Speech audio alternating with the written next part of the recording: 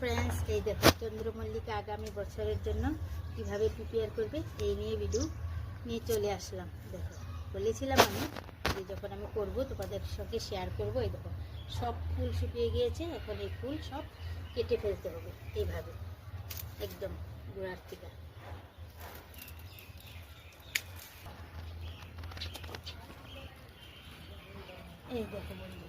এই দেখো বন্ধুরা সব কেটে নিলাম এইভাবে।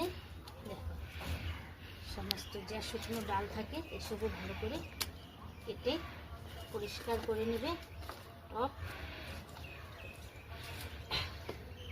দেখো ভালো করে এইভাবে অল্প দিই। এখন কি খাবার দেবে সেটাই দেখাবো।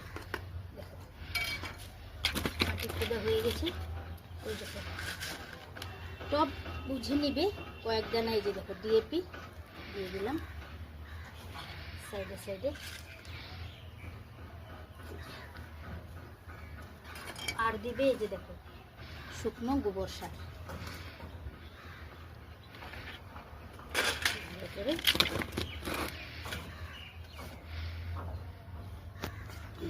বাস বেশি লাগে না, অল্পই দিবে যাতে ওরা পুরো বছরটা আবার সার্ভাইভ করতে পারে।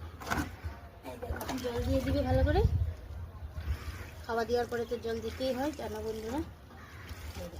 ভালো করে জল দিয়ে দিবে যাতে বার হয়ে যায় জল। আর এখন কোথায় রাখবে সেটা এরকম জায়গায় রাখবে যে যেখানে সরাসরি বৃষ্টি না পড়ে আর সকালে রোদটা পড়ে। তো রাখছি বন্ধুরা, বাই।